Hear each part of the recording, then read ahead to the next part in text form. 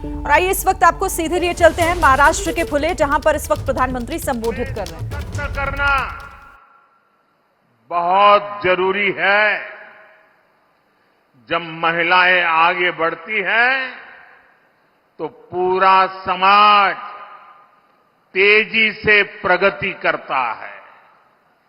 इसलिए पिछले 10 वर्षों में केंद्र सरकार ने महिलाओं को केंद्र में रखकर अनेक बड़े बड़े फैसले लिए हैं।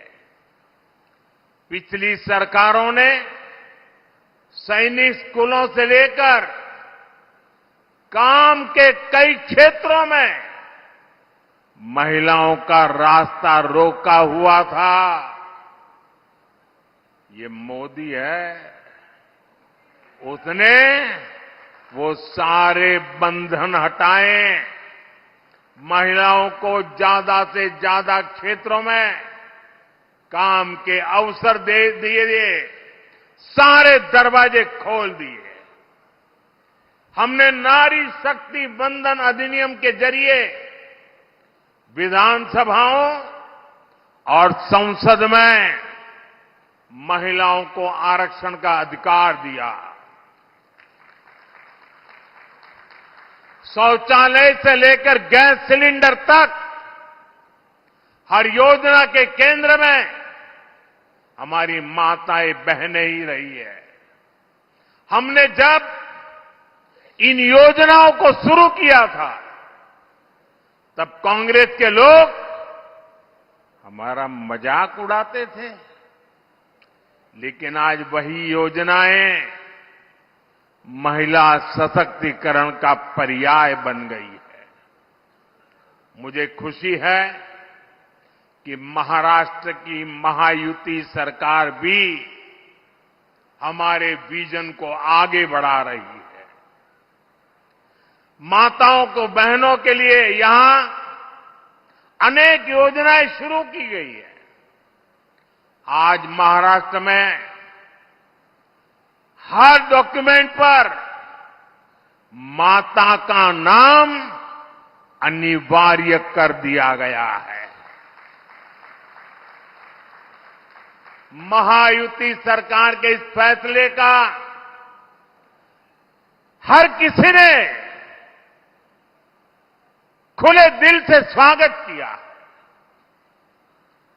मुझे खुशी है कि महाराष्ट्र पुलिस में 25,000 बेटियों की भर्ती से एक नया विश्वास पैदा होने वाला है। महिलाओं का सामर्थ्य बढ़ने वाला है और महिला सुरक्षा बढ़ेगी और बेटियों को रोजगार भी मिलेगा। साथियों, हमारी सरकार महिलाओं के सशक्तिकरण के लिए जो कदम उठा रही है वो कांग्रेस और उसके गठबंधन को बर्दाश्त नहीं हो रहा है। आप जानते हैं कि महायुति सरकार की माझी लाड़की बहन योजना, ये माझी लाड़की बहन योजना की सिर्फ महाराष्ट्र में नहीं, देश के हर कोने में चर्चा है।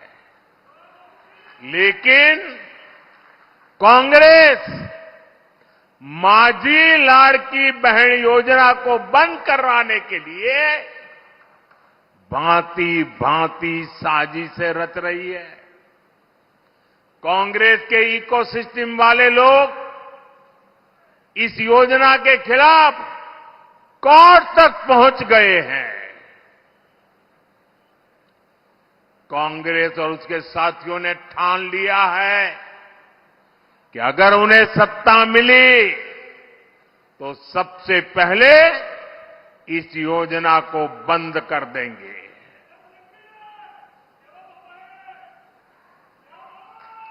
मैं जरा आपसे पूछना चाहता हूं क्या महिलाओं के लिए ये योजना चलनी चाहिए कि नहीं चलनी चाहिए? महिलाओं को लाभ मिलना चाहिए कि नहीं मिलना चाहिए? महिलाओं को आगे बढ़ाने की योजनाएं चलनी चाहिए कि नहीं चलनी चाहिए? और इसलिए महाराष्ट्र के हर महिला को इन अगाड़ी वालों से सतर्क रहना है। ये लोग कभी नारी शक्ति को सशक्त होते नहीं देख सकते।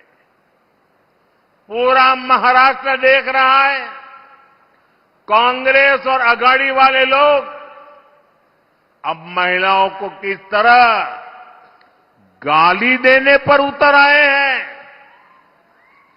कैसी कैसी अभद्र भाषा, कैसे कैसे कमेंट, महिलाओं को नीचा दिखाने की कोशिश। महाराष्ट्र की कोई माता बहन कभी भी अगाड़ी वालों के इस कृत्य को माफ नहीं कर सकती। साथियों, भाषा भी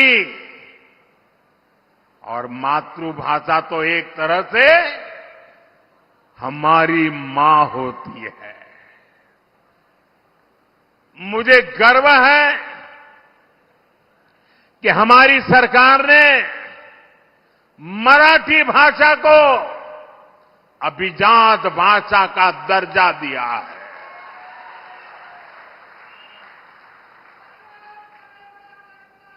इस फैसले के बाद मुझे देश और दुनिया भर के मराठी भाषी लोगों के संदेश मिल रहे हैं।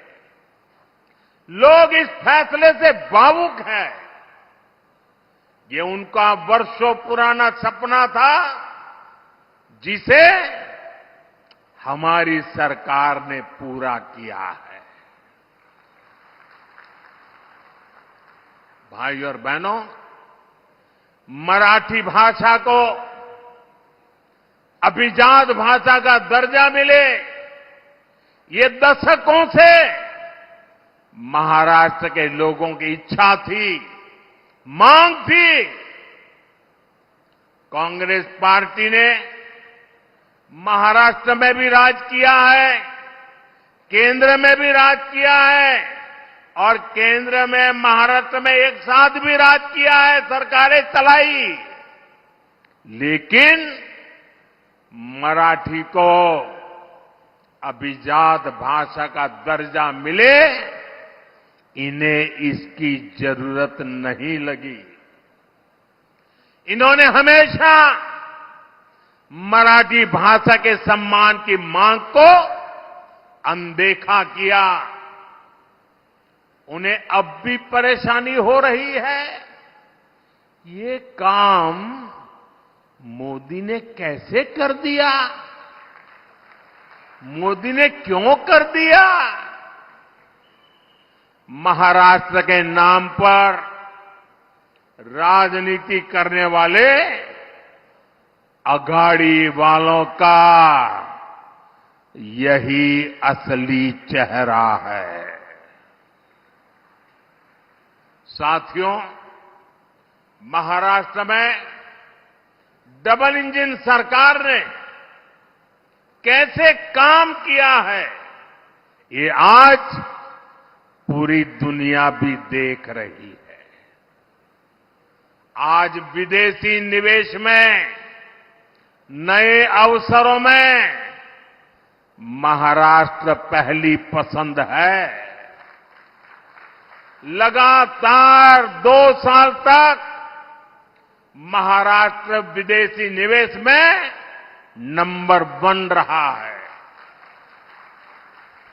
इस साल के पहले 3 महीने में 50% से ज्यादा, 50% से ज्यादा विदेशी निवेश अकेले मेरे महाराष्ट्र में आया है। महाराष्ट्र को सभी निवेश परियोजनाओं में प्राथमिकता दी जा रही है।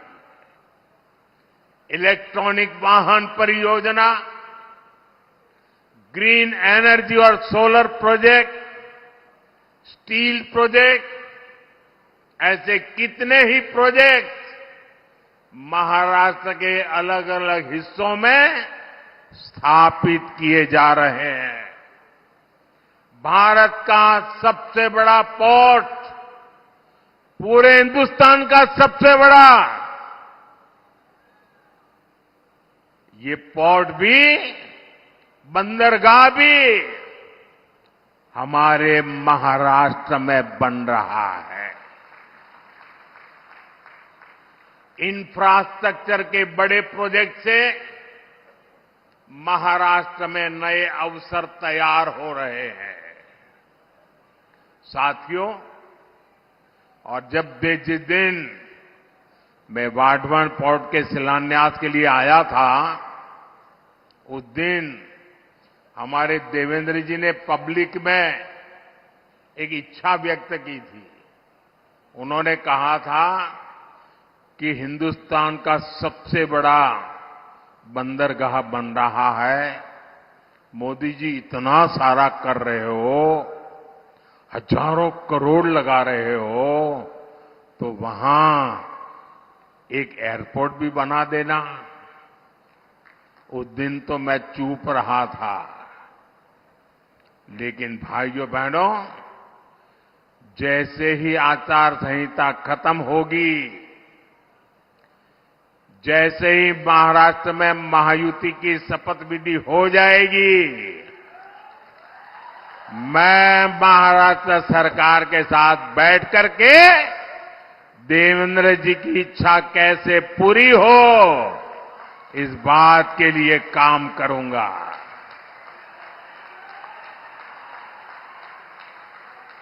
साथियों, हमारा ये धुले का क्षेत्र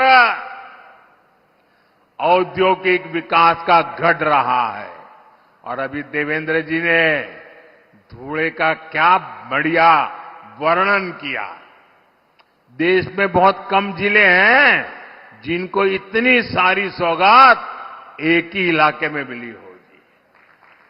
ये टेक्सटाइल का भी बड़ा केंद्र है और मुंबई दिल्ली इंडस्ट्रियल कॉरिडोर से भी जुड़ा हुआ है। धुले की कनेक्टिविटी यहां के विकास के लिए बहुत जरूरी है। इसलिए धुले के इंफ्रास्ट्रक्चर और कनेक्टिविटी पर हजारों करोड़ रुपए खर्च किए जा रहे हैं। धुले सोलापुर हाईवे का काम जारी है। धुले इंदौर रेल मार्ग का काम स्वीकृत हो चुका है। इन सारी परियोजनाओं से यहां के युवाओं के लिए रोजगार के भी हजारों नए अवसर बने हैं। साथियों, महाराष्ट्र के किसानों को भी डबल इंजन सरकार में डबल फायदा मिला है। उन्हें पीएम किसान सम्मान निधि के 6,000 रुपये के साथ ही महायुति सरकार के नमो शेतकरी महासम्मान निधि के 6,000 रुपया अतिरिक्त मिलते हैं। यानी 12,000 रुपये की आर्थिक मदद मेरे महाराष्ट्र के किसान भाई बहनों के खाते में सीधी जाती है। अब एक कदम आगे बढ़ते हुए महायुति की सरकार ने इस राशि को 15,000 रुपये तक बढ़ाने की घोषणा की है। इसका बहुत बड़ा फायदा महाराष्ट्र के और मेरे धुले के किसानों को भी होगा। केंद्र सरकार ने पिछले 10 वर्षों में किसानों के लिए जो काम किए हैं, उनसे कांग्रेस के खोदे गए गड्ढों को भरने में काफी मदद मिली है। आज किसानों के पास फसल बीमा की सुरक्षा है। किसानों को सस्ती बिजली के लिए सोलर पंप दिए जा रहे हैं। किसान की फसलों की खरीदारी भी आज रिकॉर्ड स्तर पर हो रही है। फसलों पर एमएसपी के दाम भी लगातार बढ़ाए गए हैं। यही बीजेपी और महायुति का संकल्प भी है और हमारा किसान खुशहाल हो और देश समृद्ध बने। साथियों, यहां धुले और आसपास के क्षेत्र में बड़ी संख्या में मेरे आदिवासी भाई बहन रहते हैं। सूरत के तो हम पास पड़ते हैं जी, आपके बिल्कुल एकदम सीधे पड़ोसी हैं और इसलिए मैं इस इलाके से भी काफी परिचित रहा। बीजेपी ने हमेशा सबका साथ सबका विकास की नीयत से काम किया है। इस संकल्प का प्रमुख हिस्सा हमारा आदिवासी समाज भी है। ये वो समाज है जिनका देश की आजादी में, देश के विकास में महत्वपूर्ण योगदान रहा है। लेकिन कांग्रेस और उसके साथियों ने कभी आदिवासी गौरव, आदिवासी स्वाभिमान पर ध्यान नहीं दिया। आदिवासी विरासत को न्याय मिले, आदिवासी युवाओं को बेहतर भविष्य मिले, क्या ये आपका अधिकार नहीं था? लेकिन इस काम में दशकों लग गए। जब अटल बिहारी वाजपेयी जी के नेतृत्व में बीजेपी की सरकार आई, तब अलग आदिवासी मंत्रालय बना। तब पहली बार आदिवासी हितों को, इस समाज की अपेक्षाओं को महत्व मिला। हमारी सरकार ने भगवान बिरसा मुंडा की जयंती पर जनजातीय गौरव दिवस की शुरुआत की है। इसका मकसद यही है कि आदिवासी परंपरा को पहचान मिले। इस बार 15 नवंबर से अगले 1 वर्ष तक हम भगवान बिरसा मुंडा की 150वीं जन्म जयंती मनाएंगे। हमारी सरकार देश भर में एकलव्य आवासीय विद्यालय भी बना रही है। इन विद्यालयों में हमारे आदिवासी बेटे बेटियां पढ़ रहे हैं। हमने जल, जंगल, जमीन का हक सुरक्षित किया। वन उपज का लाभ आदिवासी समाज को मिले, इसके लिए हमने इस समाज को उसके अधिकार दिए। बीजेपी के ही प्रयासों से पहली बार एक आदिवासी महिला द्रौपदी मुर्मू जी देश की पहली आदिवासी राष्ट्रपति बनी। और पूरे देश ने देखा है कि कैसे कांग्रेस और उसके साथियों ने द्रौपदी मुर्मू जी को हराने के लिए पूरी शक्ति लगा दी थी।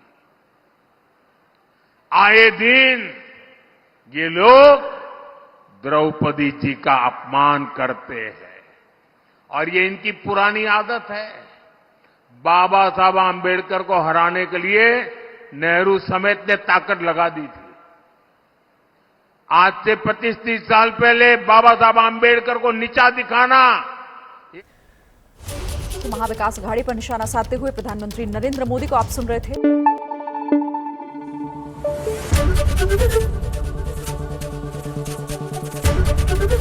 एबीपी न्यूज आपको रखे आगे।